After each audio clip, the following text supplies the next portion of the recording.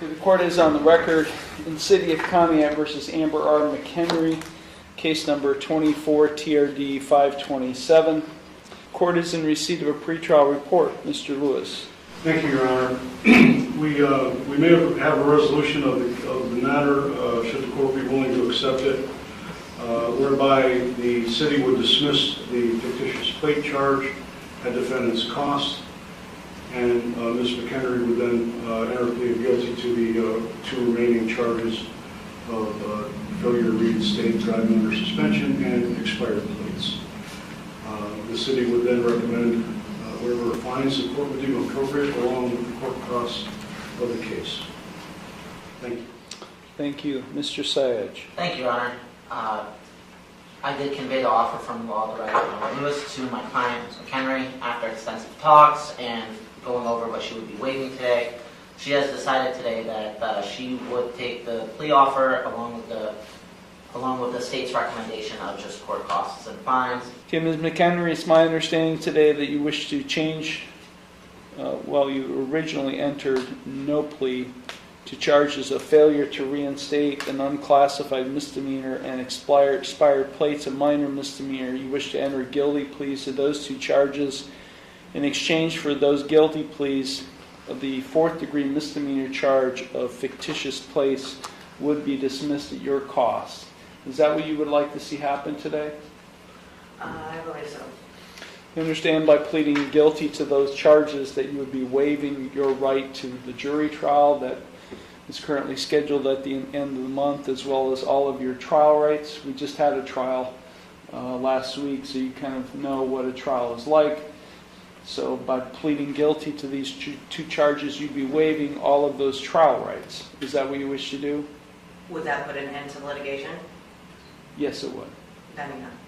I'm sorry? Yes. Okay. Also, you are represented by Mr. Sayage. Have you had sufficient time to consult with him, and are you satisfied with his counsel? Yes. Okay. I do find that defendant's pleas of guilty to these minor and unclassified misdemeanor offenses in subcase A and B, failure to reinstate and expired plates, to be knowing, voluntary, and intelligent. The court will accept the guilty pleas to those two charges, and I will therefore find her guilty of those offenses. I will dismiss at the defendant's cost the fictitious plates charge in subcase. Hey everyone, and welcome back to the channel. Today's video is packed with courtroom chaos as we take a look at three outrageous sovereign citizen Kens, two of whom actually appear on the same docket, which makes things even more unbelievable. But before we get into their bizarre antics, we're starting off with an update on a sovereign citizen, Karen, I covered previously, the one who was arrested right in court and then went on a completely unhinged rant on Facebook afterward. And if you missed her earlier hearings, don't worry, I've dropped the links down in the description. So buckle up, because this one's going to be Ms. McHenry, I did not impose community work service. I could have.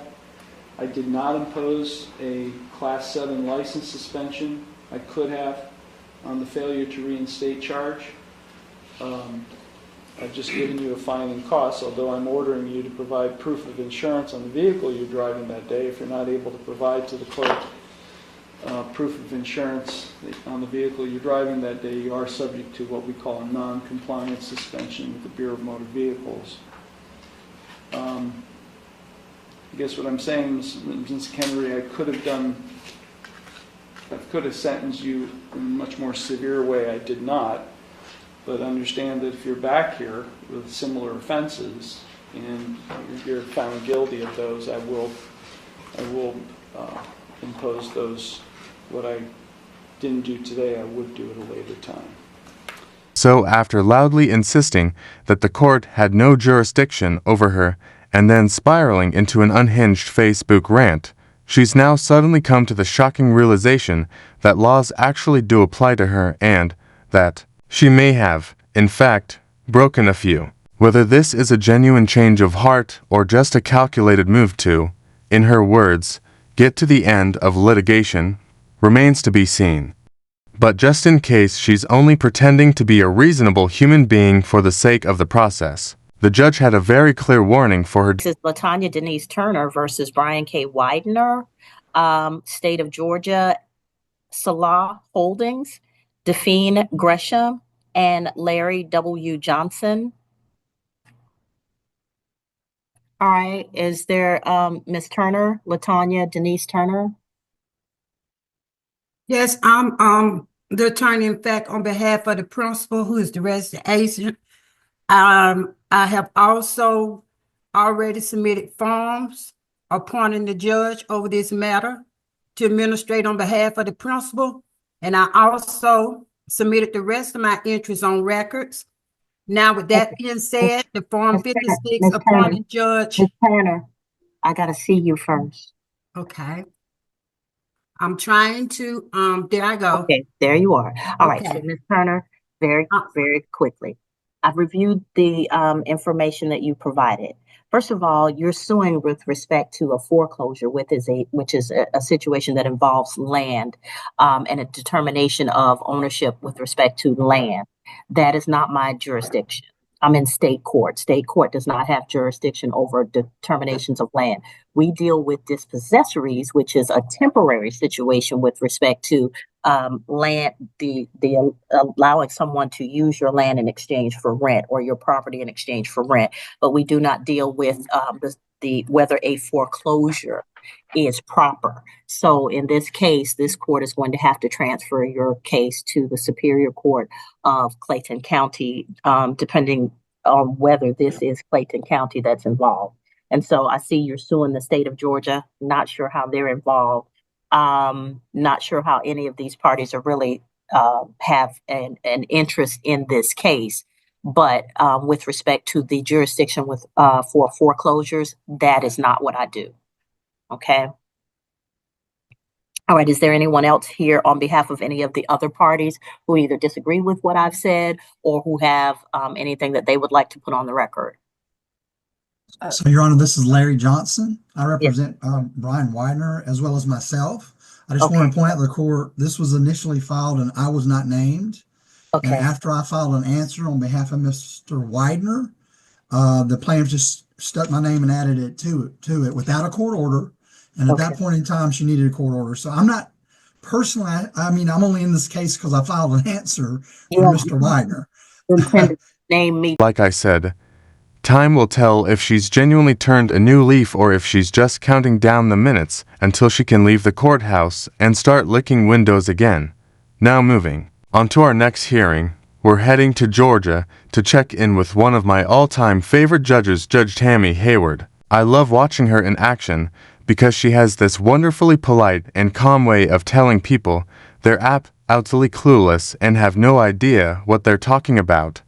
And somehow she does it with a smile. Ms. Turner, I know you have a set of beliefs about how the law works, but the way we do it here is just because somebody files on behalf of another person, everybody's entitled to have an attorney represent them. And so you can't then sue the attorney for giving them a defense. So everybody who comes into the case doesn't get sued individually. Like there are people who are responsible, allegedly, for what you are contending happened.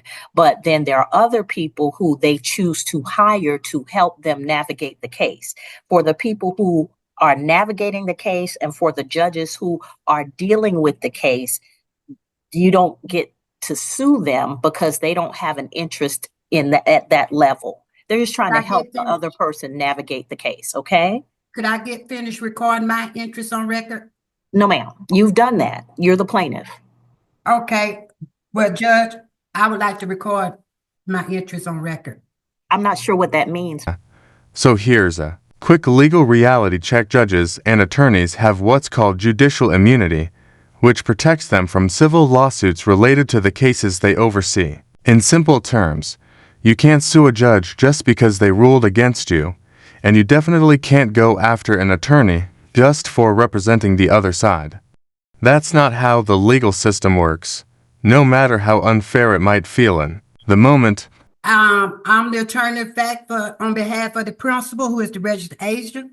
I already submitted the Form 56 upon you over the matter to administration on behalf of our principal. Ms. Turner, nobody gets appoint me over the case. I'm already appointed to whatever's assigned to me through the clerk's office. I appointed you through my, for my trustee. And Your Honor, I would like to add also to the case and ask you a question. No, ma'am. Yes or no? The question that I'm not going to answer any questions because this is not my jurisdiction. I'm going to transfer the case to Superior Court and let them sort it out because land use and land and interest in land is under the jurisdiction of the Superior Court. Okay, so we'll get you an order.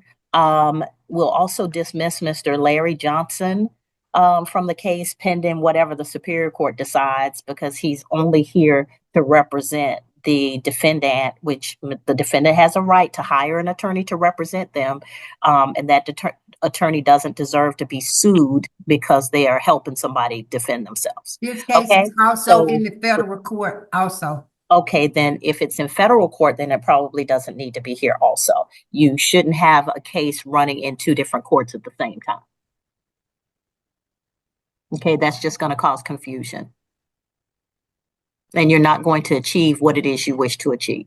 Okay, Your Honor, I know this court has no jurisdiction per 12 CFR 50. Basically means she's just talking to hear herself speak, so she can march back to the Waffle House and brag to her equally clueless crew that someone finally took her seriously, even if only for a few minutes in court. Also, is there or should there be an investment in private residential property in the United States? Or is deposit? That is a question bigger than any of us can handle. People can invest in whatever they spend their money on. So at this point, I think that you're going a little bit too far afield. Like I said, we're going to go ahead and transfer this case to Superior Court, and my brother or sister judges on Superior Court will help you sort out what it is going on. Okay. All righty. So we'll go ahead and get an answer out to all of you. Get an order out to all of you transferring this case to Superior Court.